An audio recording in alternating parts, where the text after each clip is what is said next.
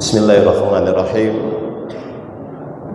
Assalamualaikum warahmatullahi wabarakatuh. Alhamdulillah alladzi khalaqal mauta wal hayata liyabluwakum ayyukum ahsanu amala wa huwal azizul ghafur. Asyhadu an la ilaha illallah wahdahu la syarika lah wa asyhadu anna abdahu wa rasuluhu la nabiyya ba'da. Allahumma shalli ala Muhammadin wa ala alihi wa sahbihi ajma'in, amma ba'd. Qala Allah ta'ala fil Qur'anil azim, a'udzu billahi minasy syaithanir rajim. Ya ayyuhalladzina amanu taqullaha haqqa tuqatih wa la tamutunna illa wa antum muslimun. Wa qala ta'ala aidan ya ayyuhalladzina amanu taqullaha wal tanzur nafsum ma qaddamat lighad wattaqullaha innallaha khabirum bima ta'malun. ولا تكونوا كالذين نسوا الله فأنساهم أنفسهم أولئك هم الفاسقون. لا يستوي أصحاب النار وأصحاب الجنة أصحاب الجنة هم الفائزون. قال النبي صلى الله عليه وسلم la yu'minu ahadukum hatta yakuna hawahu tab'an lima ji'tu bih. Bapak-bapak sekalian yang saya hormati, tentu kita bersyukur pada Allah Subhanahu wa taala karena dengan rahmat dan nikmat darinya hingga pada hari ini, pada saat ini kita masih diberikan kehidupan, diberikan kesehatan lahir dan batin, dan diberikan kesanggupan, kemampuan untuk kita bisa hadir pada pagi hari ini dalam rangka memenuhi kewajiban kita, yakni sholat subuh berjamaah. Dan mudah-mudahan aktivitas kita pada hari ini khususnya dan hari-hari yang lalu umumnya, kita berharap semua bernilai kebaikan dan bernilai ibadah di sisi Allah Subhanahu wa taala. Amin ya rabbal alamin. Kenapa demikian? Karena kalaulah hari-hari yang kehidupan kita, kesehatan kita, perbuatan kita tidak dinilai sebagai ibadah di sisi Allah, maka sesukses apapun kehidupan duniawi kita, khawatir ketika kembali pada Allah tergolong orang-orang yang merugi. Oleh karena itu, hidup adalah kesempatan untuk kita meningkatkan kualitas iman kita, meningkatkan kualitas ibadah kita, dan juga meningkatkan kualitas interaksi muamalah kita. Karena unsur-unsur itulah yang bisa menjadi harapan bagi kita kelak ketika kembali pada Allah. Allah menilai kita sebagai hamba-hamba yang bertakwa. Ketahuilah bahwa kemuliaan, kehormatan, kemenangan, kesuksesan dalam pandangan Allah semata-mata diberikan kepada orang-orang yang bertakwa. Siapa mereka yang bertakwa itu? Orang-orang yang memiliki 3 unsur penting. Pertama, akidah yang kuat. Yang kedua adalah ibadah yang taat dan berkesinambungan. Dan yang ketiga, akhlak yang mulia. Ini unsur penting yang wajib dimiliki oleh setiap mukmin, setiap muslim. Nah, kalau kita bicara tentang kualitas beragama, maka contoh konkret di dalam Al-Quran disebutkan, yakni Nabi Ibrahim alaihissalam. Kalau kita lihat dalam surat An-Nisa ayat 125, insyaallah, di situ ada keterangan tentang faktor-faktor penting yang harus dimiliki oleh setiap manusia yang beriman untuk menuju kualitas tersebut. Ayatnya berbunyi demikian. A'udzubillahi minasyaitonirrajim. Wa man ahsanu dinan mimman aslama wajhahu lillah wa huwa muhsin wattaba millata Ibrahima khalila wattaba Ibrahima hanifa wattakhazal Ibrahima khalila. Jadi Nabi Ibrahim itu digelar oleh Allah khalila. Apa itu khalila? Orang yang mencintai Allah dan dicintai oleh Allah. Jadi orang yang dicintai oleh Allah dan mencintai Allah SWT.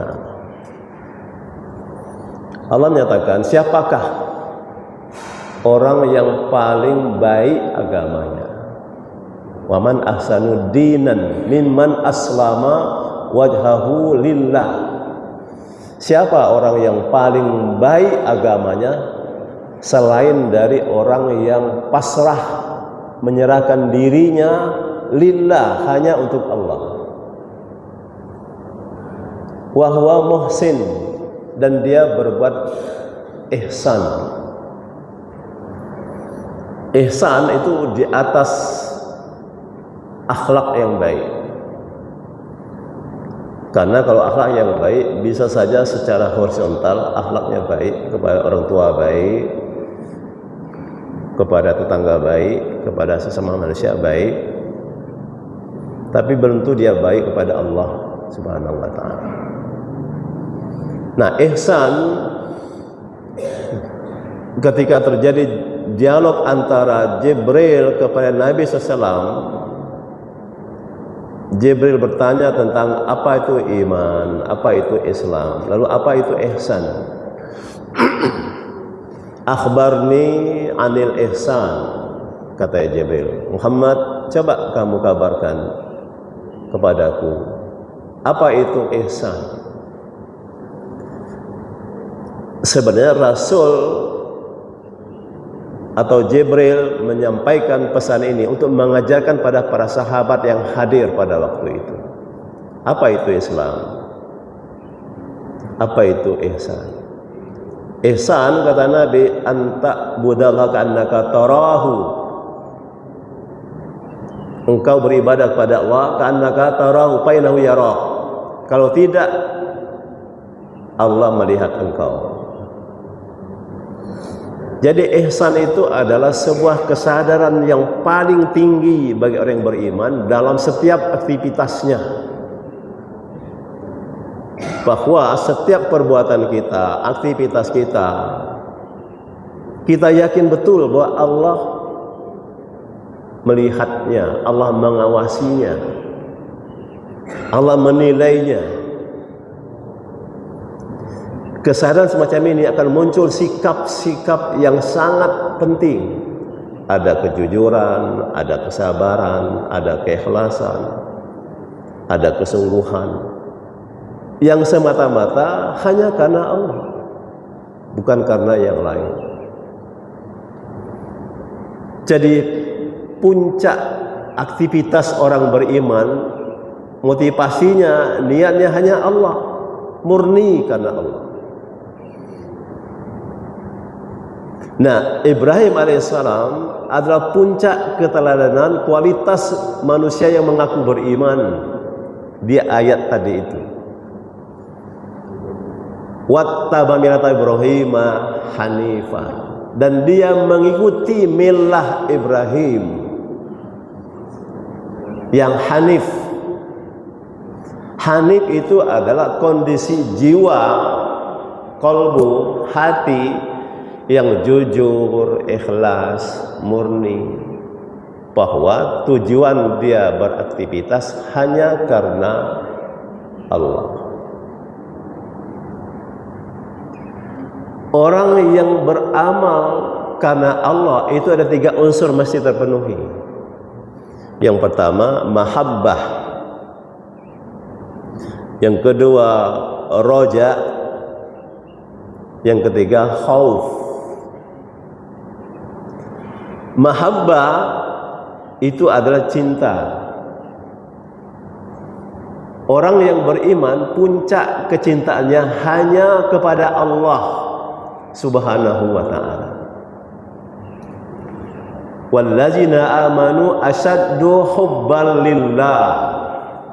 Orang-orang yang beriman itu amat sangat cintanya kepada Allah. Al-Baqarah 165 ya. Wallazina amanu asyaddu hubban lillah. Orang yang beriman, siapapun yang mengaku beriman, maka dia amat sangat cintanya kepada Allah Subhanahu wa ta'ala. Cinta kepada pasangan hidup kita karena Allah. Cinta kepada harta, orang tua, pekerjaan, mesti meletakkan Allah di atas semuanya itu. Nah, Ibrahim alaihissalam adalah figur yang disebutkan oleh Al-Quran bahwa orang yang beriman yang meletakkan cintanya kepada Allah di atas segala sesuatu yang ia cintai, hatta di atas cintanya kepada anaknya Ismail alaihissalam. Jadi peristiwa kurban secara hakikat itu adalah meletakkan unsur kecintaan bagi orang beriman hanya karena Allah Subhanahu wa ta'ala. Kan kita tahu, sering kita dengar cerita Nabi Ibrahim itu di usia yang sudah senior, sudah tua, belum punya keturunan, tapi terus sabar berdoa karena tidak punya anak. Karena dalam sebuah pernikahan, anak itu menjadi sebuah orientasi untuk diperoleh. Ibrahim tidak menemukan itu, sudah lanjut umurnya. Ya. Karena umur Nabi Ibrahim itu di atas 900 tahun. Usia sudah begitu lanjut, belum punya keturunan. Tapi Allah memberikan cobaan kepada manusia, khususnya kepada Nabi Ibrahim alaihissalam. Terus berdoa. Allah takdirkan Ismail, yang sebelumnya istri pertamanya adalah Siti Sarah. Untuk cerita, Siti Sarah mengizinkan Ibrahim menikah kepada wanita lain. Kenapa? Karena ingin keturunan tadi. Menikahlah dengan Siti siapa? Siti Hajar ya. Allah kehendaki lahirlah Ismail. Lahir, cinta tentu tertumpu pada anak yang ditunggu-tunggu. Tapi yang namanya manusia, wanita, ada kecemburuan. Siti Sarah cemburu. Sudah lama tidak punya keturunan, sekarang nikah pada wanita lain, ada keturunan, muncul kecemburuan.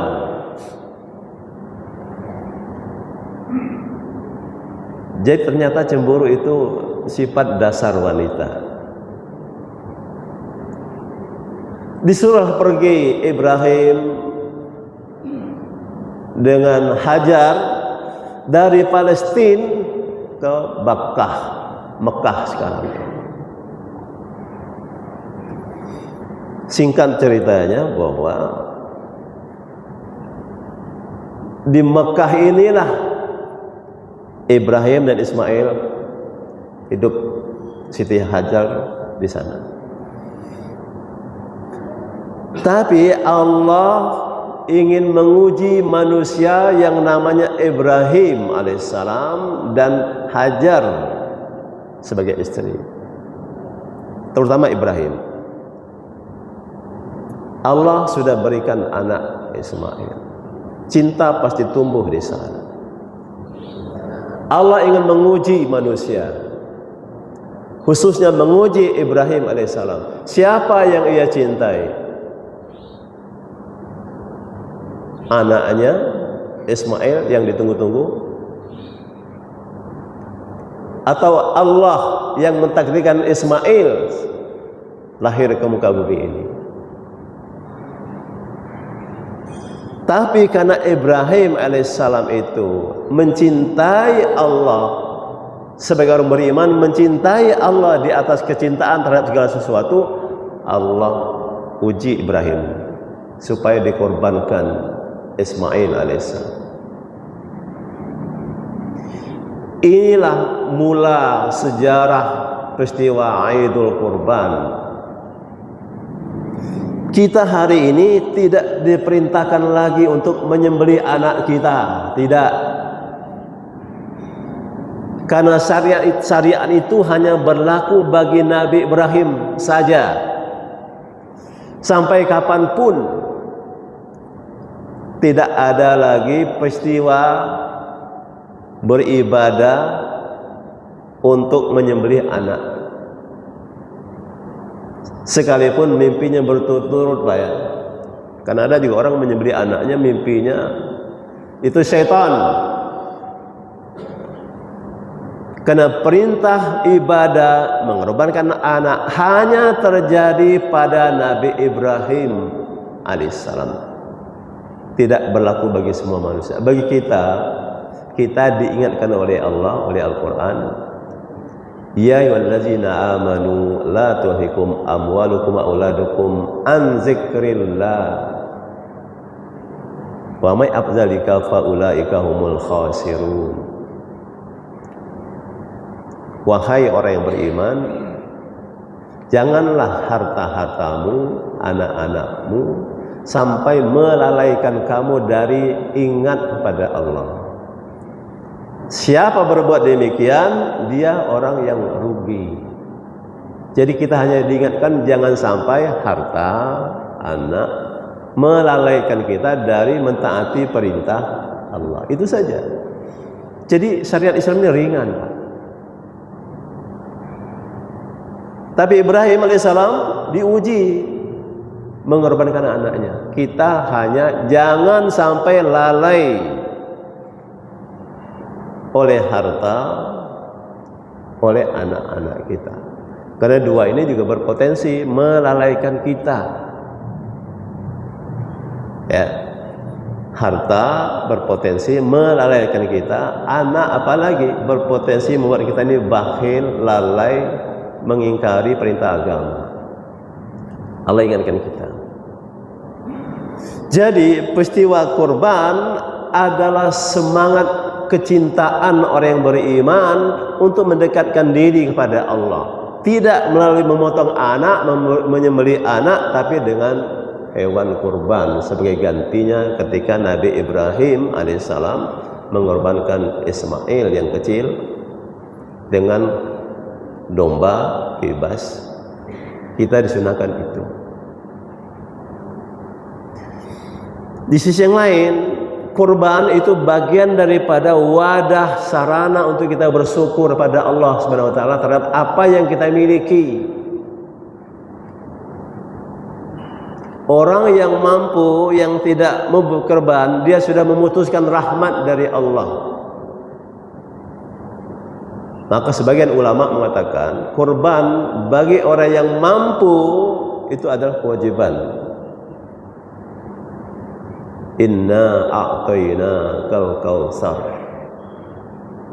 Fasoli rabbika wanhar inna syani'aka huwal abtar. Sungguh kata Allah, kami sudah banyak memberikan nikmat kepada kamu, maka solatlah kamu dan berkorbanlah.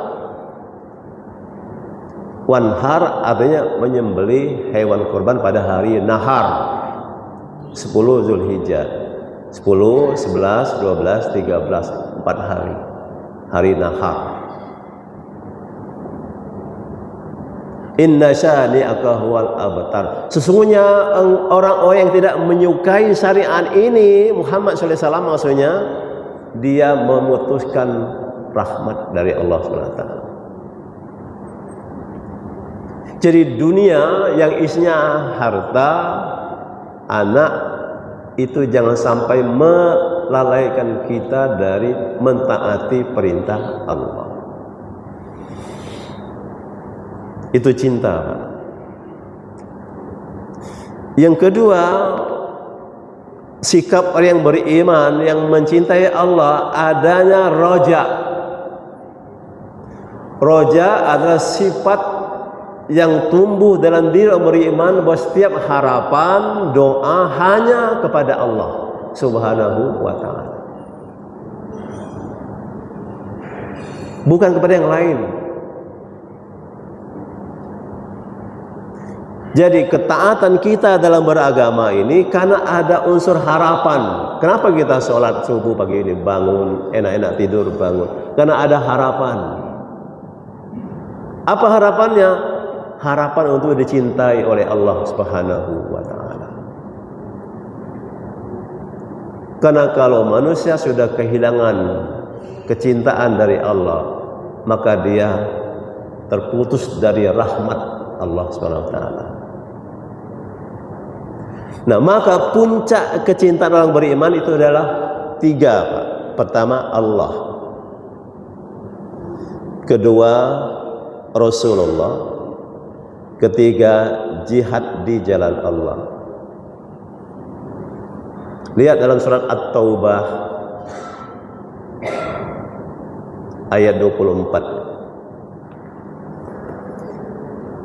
Qul in kana aba'ukum wa abna'ukum wa ikhwanukum wa azwajukum wa asiratukum wa amwalun taraktumuha wa tijaratun takhshawna kasadaha wa masakin tarunaha ahabba ilaikum minallahi wa rasulihi wa jihadin fi sabili fatarabbasu hatta ya'tiyallahu bi amri wallahu la yahdil qaumal fasiqin. Qul itu fi'il amar, menunjukkan perintah Allah kepada Nabi untuk menyampaikan wahyu kepada manusia. Qul, katakan Muhammad. Maka banyak sekali kata-kata qul di dalam Al-Quran itu.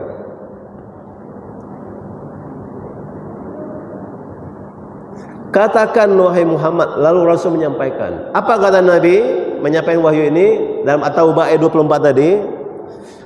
Jika bapak-bapakmu, bapak itu ya bapak, nenek, bapak, kakek, terus sampai ke atas itu disebut bapak-bapak. Katakan Muhammad, jika bapak-bapakmu, anak-anakmu, saudara-saudaramu, istri-istrimu, wazwajukum, istri-istrimu, harta-hartamu, perniagaan yang kamu takut rugi, rumah yang kamu singgahi, yang kamu tinggalkan dengan kamu sukai rumah itu, lebih kamu cintai daripada Allah, lebih kamu cintai daripada Rasul, lebih kamu cintai daripada jihad di jalannya. Apa kata Allah? Fatarabbasu hatta ya'tiyallahu bi amri. Tunggu akan datang keputusan Allah. Apa keputusannya? Wallahu la yahdil qaumal fasiqin. Allah tidak akan beri hidayah kepada orang yang fasik. Jadi berhati-hati meletakkan porsi kecintaan, Pak. Kalau Allah, Rasul, jihad di jalan Allah dikalahkan oleh kecintaan yang lain, maka dia bukan hidup dalam hidayah, tapi hidup dalam kefasikan. Apa itu fasik? Orang yang berbuat, beramal, beraktivitas tidak berada dalam bimbingan wahyu. Itu fasik, Pak. Jadi kalau kita ini mengaku beriman, maka setiap aktivitas kita berada dalam bimbingan wahyu Allah Subhanahu wa ta'ala. Al-Quran dan sunnah Rasul, itulah pembimbing kita dalam hidup ini. Maka kata Nabi dalam sebuah hadis, la yu'minu ahadukum hatta yakuna hawahu taba'an lima ji'tu bih.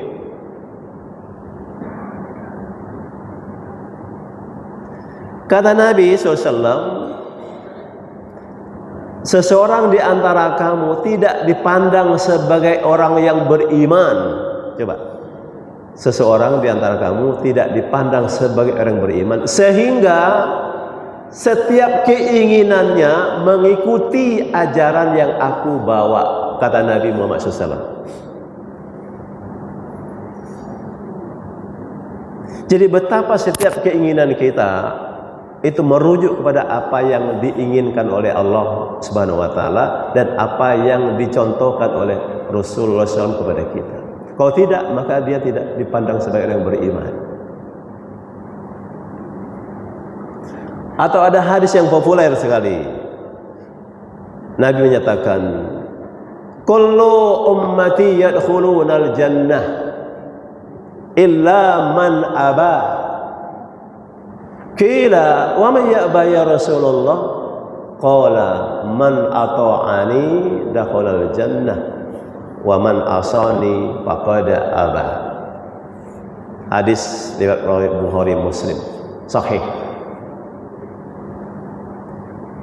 Apa kata Nabi SAW? Setiap umatku, umat Rasulullah, umat Islam, semua mereka masuk surga, kata Nabi. Jaminan, Pak. Jaminan dari Rasulullah yang dijamin surga baginya, menjamin kita umatnya surga. Kullu ummati yadkhulunal jannah. Setiap umatku, semua mereka masuk surga.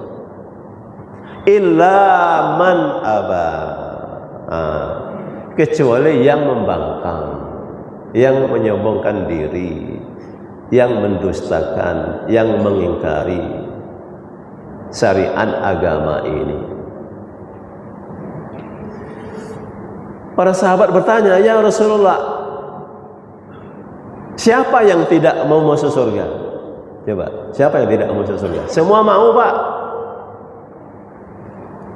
Orang yang percaya adanya kiamat, ada surga dan neraka, pasti ingin masuk surga. Kecuali orang nekat. Karena ada juga orang yang nekat, nggak apa-apa masuk neraka. Di sana kan banyak para artis gitu. Nekat itu, Pak. Karena neraka itu, Pak, bara neraka itu kalau terinjak seujung pentol korek api, membakar otak di kepala itu. Itu dahsyatnya neraka. Jadi pasti orang semua ingin masuk surga. Sahabat bertanya, ya Rasulullah, siapa orang yang tidak mau masuk surga itu? Semua mau. Lalu Nabi mengatakan, man ata'ani dakhalal jannah wa man asani faqad aba. Siapa yang mentaati aku, kata Nabi, itulah orang yang mau masuk surga.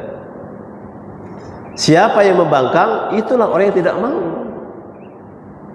Jadi evaluasinya sederhana, mau atau tidak? Kalau mau, taat kepada Allah. Kalau tidak mau, ya silakan, nggak apa-apa. Kalau yakin ada surga dan neraka, dan kita yakin ada surga, ada neraka, dan kita ingin masuk surga, maka hadirin rahimakumullah, dalam Al-Quran, dalam hadis, banyak sekali perintah untuk kita takwa, perintah kepada kita untuk taat pada Allah dan Rasul, perintah supaya kita ini beramal saleh. Ini menunjukkan bahwa ternyata beragama yang benar, yang menyelamatkan kita nanti, yang memuliakan kita nanti, tidak hanya soal iman, tapi soal ketakwaan, ketaatan, amal saleh. Jadi kalau ada sebagian atau seorang mengatakan untuk masuk surga tidak perlu apapun agamanya, kalau dia berbuat baik masuk surga. Pernah nggak Pak dengar? Sebutkan saja namanya, Bahrawi, Islah Bahrawi, seorang pegiat media sosial. Dia mengatakan untuk masuk surga tidak semua hanya Islam saja masuk surga, Pak. Semua agama kalau dia berbuat baik, apa ya Allah masukkan dia ke dalam neraka katanya. Tidak adil dong Allah. Beraninya dia seperti itu berkata. Padahal Allah sendiri sudah mengatakan dalam Al-Quran bahwa orang-orang yang kafir, innal ladzina kafaru wal musyrikina min ahlil kitab, mereka itu dalam neraka. Ini adalah pemikiran liberalisme agama. Seorang muslim dia dikooptasi oleh nilai-nilai Al-Quran dan hadis Nabi dalam beraktivitasnya. Maka dalam surat An-Nisa ayat 124 itu dengan jelas bahwa tidak hanya amal soleh untuk masuk surga itu Pak, tapi iman. An-Nisa ayat 124 Allah mengatakan, wa may ya'mal minas salihat min zakari wa unsa wa huwa mu'min. Syarat itu. Wa may ya'mal minas salihat min zakari wa unsa wa huwa mu'min. Wa ulaika yadkhulunal jannah wa la yazlamuna naqira. Siapa yang berbuat baik, laki-laki atau perempuan, sedangkan dia mukmin Pak, percaya kepada Allah, karena surga itu milik Allah, neraka itu milik Allah, bukan milik Islah Bahrawi yang mengatakan bahwa semua orang baik berbuat baik itu masuk surga, apapun agamanya. Tidak. Kalau dia percaya kepada pernyataan Allah di dalam Al-Quran. Kalau tidak itu soal lain, berarti dia kufur kepada ayat Allah. Kufur pada ayat Allah bisa mengeluarkan dari Islam. Jadi berhati-hati mengolah pola pikir kita. Jangan sampai masuk kepada paham, oh semua agama kan sama, yang penting kan kita berbuat baik. Kita mesti masuk Islam Pak. Kalau pola pikir ini masuk pada pola pikir Muslim, dia sudah kufur pada ayat Allah, kufur pada Allah, keluar Islam. Kalau itu menjadi keyakinannya. Jadi berhati-hati menyebut statement masalah akidah, masalah surga neraka, masalah baik dan buruk. Jadi Allah menyatakan dalam ayat itu, barang siapa berbuat baik, beramal saleh, laki-laki maupun perempuan, sedangkan dia mukmin, maka mereka masuk surga. Jadi syarat masuk surga itu tidak hanya berbuat baik, tapi iman. Mereka masuk surga, mereka tidak sedikit pun dizolimi. Jadi komitmen orang beriman itu dua Pak. Pertama akidah, yang kedua amal saleh. Lihat surat Fussilat, surat 41 ayat 33. Ini pun kualitas sebuah ungkapan. Allah mengatakan dalam ayat itu, wa man ahsanu qaulan mimman da'a ilallah wa amila sholihan wa qala innani minal muslimin. Al-Quran, Pak. Jadi Allah menyatakan waman ahsanu qaulan, siapa orang paling baik ucapannya. Berhati-hati berucapan. Setiap ucapan sedikit itu penting. Yang halal, yang haram bisa menjadi halal karena ucapan. Aku terima nikahnya, kawinnya, dia mas kawin sekian. Sah. Yang haram jadi halal. Pernikahan, Pak. Ucapan. Jadi yang sepelekan ucapan, walaupun sedikit. Hanya sekedar akad nikah beberapa menit saja. Aku terima nikahnya, bulan dengan mahar sekian. Sah. Yang haram, hubungan wanita, laki-laki wanita menjadi halal karena ucapan.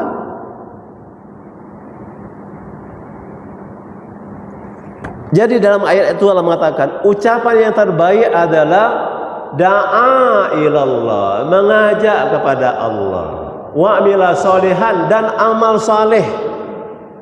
Dua, Pak. Komitmen seorang muslim itu dalam hidupnya hanya dua saja.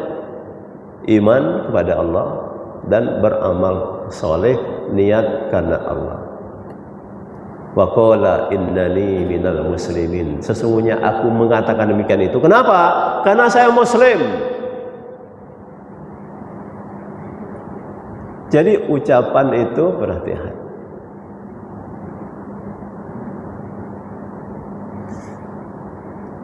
Jadi itu rasa harap. Jadi pertama itu mahabbah, Pak ya. Jadi beragama itu unsurnya mahabbah, cinta kepada Allah, roja, harapan hanya kepada Allah, dan khauf, adanya rasa takut kepada Allah. Nah sekarang ini banyak kaum muslimin yang sudah hilang rasa takut. Harapannya besar tapi rasa takutnya kecil. Sumpah di atas kitab, pegang kitab suci, tapi takut kepada Allah tidak. Hilang rasa takut. Takut kepada siapa? Kepada Allah. Ittaqullah, takutlah kamu kepada Allah. Hanya karena rasa takut itulah akan muncul rasa taat kepada Allah. Kalau tidak ada rasa takut, maka dia fasik. Maka dalam surat At-Taubah tadi ayat 24 tadi, tiga Pak yang kita cintai: Allah, Rasulullah, dan jihad di jalan Allah. Jihad itu maksudnya bukan perang, Pak. Tidak semata-mata perang, tapi kesungguhan maksimal dalam hidup ini untuk menjalankan, menegakkan kebenaran agama ini. Jadi komitmen kita dalam surat Fussilat tadi itu iman kepada Allah dan amal saleh sampai mati. Kontraknya sampai mati, Pak. Itulah mana ayat wala tamutunna illa wa antum muslimun. Janganlah kamu mati. Kapan kita mati? Enggak tahu. Berarti maksimalkan kehidupan, meningkatkan kualitas iman kita, ketaatan kita, akhlak kita. Kalau sudah mati baru selesai kontrak kita. Dalam sebuah hadis Nabi mengatakan, man mata la yusyrik billahi syai'an dakhalal jannah. Jadi benar, Pak, untuk masuk surga itu kuncinya hanya tauhid yang murni kepada Allah. Masuk surga, jaminannya surga, tapi harus diikuti dengan amal saleh. Lagi-lagi komitmen kita sebagai seorang muslim, di pundak kita ada tanggung jawab tauhid dan amal saleh. Itulah kualitas manusia yang beriman. Innal ladzina amanu wa amilus solihati ulaika hum khairul bariyah. Ayatnya kita sudah hafal semua itu, Pak. Sesungguhnya orang yang beriman dan beramal saleh, maka mereka itulah sebaik-baik makhluk. Kalau musyrik kafir seburuk-buruk makhluk. Allah yang bilang, Pak. Innal ladzina kafaru min ahlil kitabi wal musyrikina fi nari jahannama khalidina fiha ulaika hum syarrul bariyah. Orang-orang yang kafir, musyrik dari ahli kitab, tempat mereka neraka, Pak. Neraka. Dan mereka seburuk-buruk makhluk. Allah yang bilang. Beranikah manusia mengatakan, oh orang kafir, musyrik itu masuk surga? Padahal Allah bilang, orang kafir, musyrik masuk neraka. Paradoks. Pola pikir yang tidak dibimbing oleh wahyu. Padahal orang beriman, pola pikirnya, perbuatannya dibimbing oleh wahyu. Jadi peristiwa kurban jangan dilihat syariatnya saja, Pak. Tapi ada hakikat yang harus kita pahami, bahwa cinta orang beriman itu hanya kepada Allah di atas segala sesuatu yang ia cintai, hatta terhadap anak, harta, jabatan, kekuasaan, kekayaan dan seterusnya. Itulah contoh dari Nabi Ibrahim alaihissalam. Dua perintah uswatun hasanah dalam Al-Quran. Pertama kepada Nabi Ibrahim, kedua kepada Nabi Muhammad SAW. Pertanyaannya, bisakah kita dicintai oleh Allah? Bisa. Kalau kita mencintai Allah dan ikut Rasulullah SAW. Lihat Ali Imran ayat 30 atau 31 itu Allah nyatakan, Qul in kuntum tuhibbunallah fattabi'uni yuhibbukumullah wa yaghfir lakum dzunubakum wallahu ghafurur rahim. Lagi-lagi qul pangkalnya. Katakan Muhammad, sampaikan Muhammad. Lalu Rasul sampaikan. Apa kata Nabi menyampaikan wahyu ini? Kalau kamu benar-benar cinta pada Allah,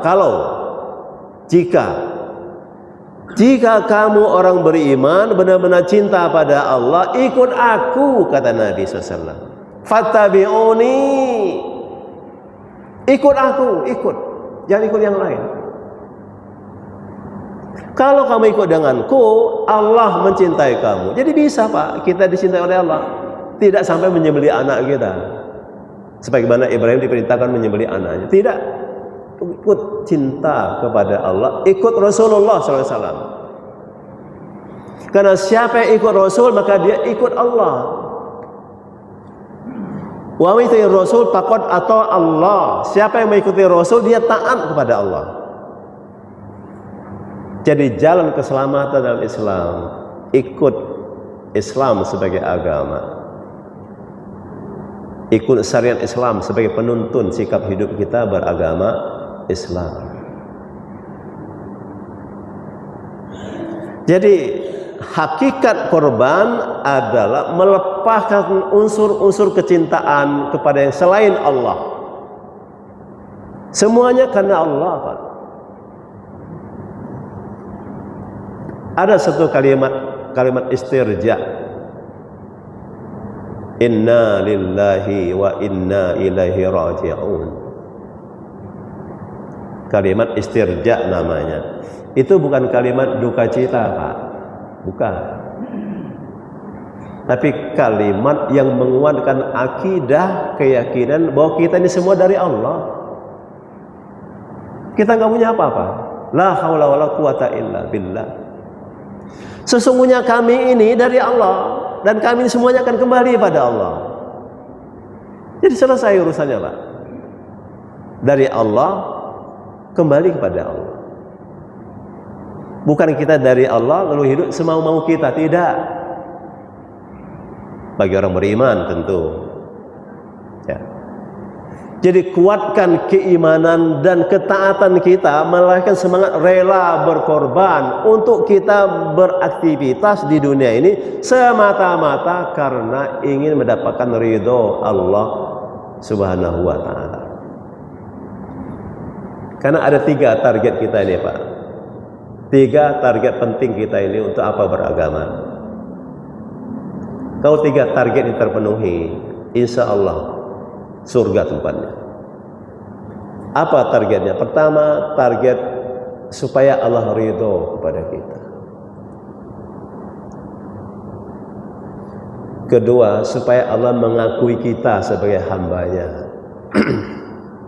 Ketiga, kita ingin masuk surga. Ingin masuk surga. Jangan ingin masuk neraka, nggak apa-apa, jangan. Karena ucapan itu doa. Ingin masuk surga. Untuk apa sholat? Ingin masuk surga. Jangan seperti ucapan seorang sufi, Rabi' al-Adawiyah mengatakan bahwa kalau beragama ingin masuk surga, tutuplah surga itu. Kalau tak ingin masuk neraka, bukalah neraka itu. Itu kan nekat itu kan. Ucapan ahli sufi yang ngawur. Jadi kalau dia taat ibadah, ingin masuk surga, tutuplah surga itu. Mestinya bukalah surga itu. Ya. Jadi target kita 3, Pak. Kenapa kita bangun tidur, lagi ngantuk bangun sholat subuh, ya, bekerja dengan jujur, adil. Karena kita ingin mendapatkan 3 ini. Allah ridho. Allah akui kita sebagai hambanya. Oh, hambaku ini. Kalau dia ada, dia bersyukur. Kalau lagi dia musibah, dia bersabar. Ini hamba Allah.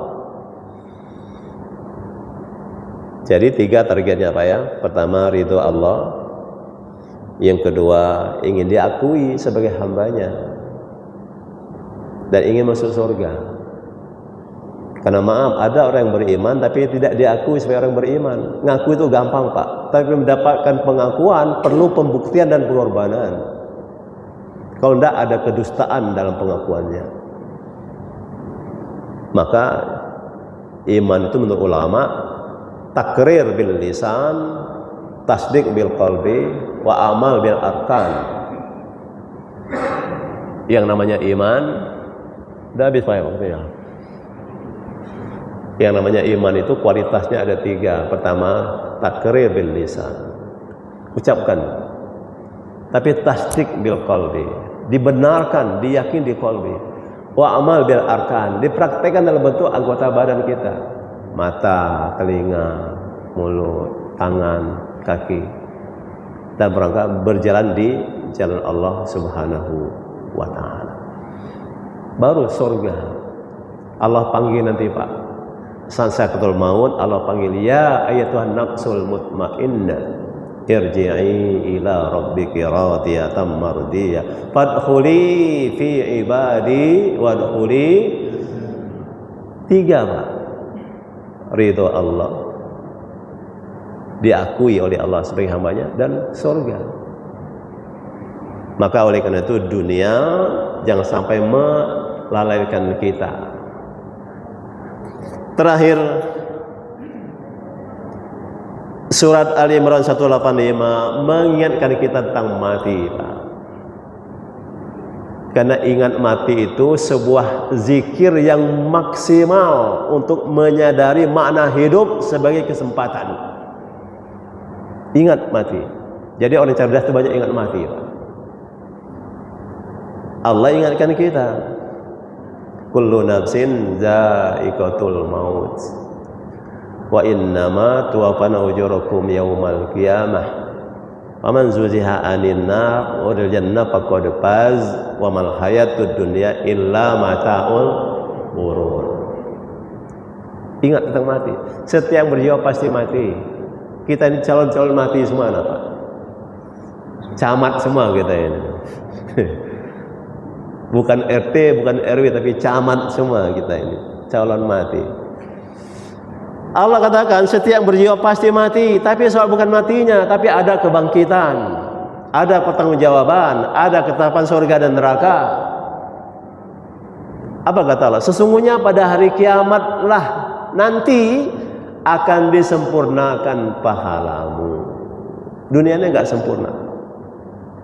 Ada yang baik dituduh jahat, ada yang jahat dituduh dimenangkan baik dia. Enggak ada. Gedung pengadilan banyak, tapi cari keadilan susah gitu ya. Nanti di sana ada satu mahkamah puncak keadilan. Sesungguhnya pada hari kiamat nanti disempurnakan pahalamu.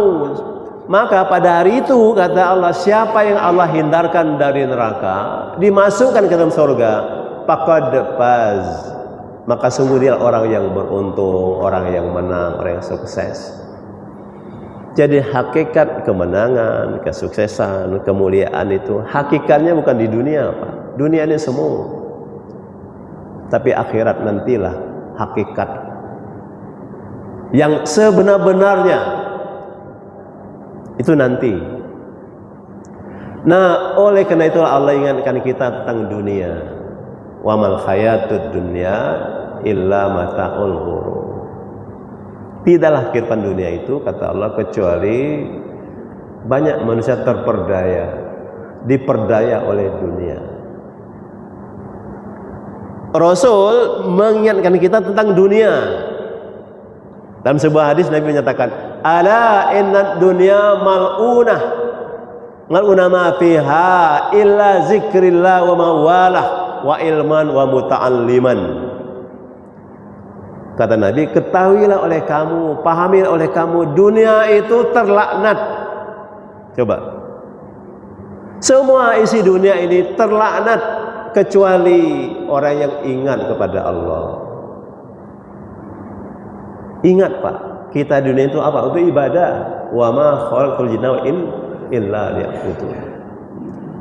Ingat, kecuali orang yang ingat kepada Allah, dunia tidak membinasakannya. Wa mawalah, dan dia menjadikan dunia sebagai sarana untuk taqarrub ilallah. Puncak taqarrub ilallah bagi Nabi Ibrahim, ketaatan mentaati perintah Allah untuk mengorbankan anaknya. Kita ingat harta, anak-anak, jangan sampai melalaikan kita dari mentaati perintah Allah. Jadi mudah-mudahan apa yang kita sampaikan pada pagi hari ini bermanfaat untuk saya, kita semua. Bahwa hidup ini singkat, kematian pasti datang, hanya masalah waktu. Tanpa proses apapun, kalau sudah ajal datang, mati nggak bisa dihindari. Maka hidup adalah kesempatan. Ya.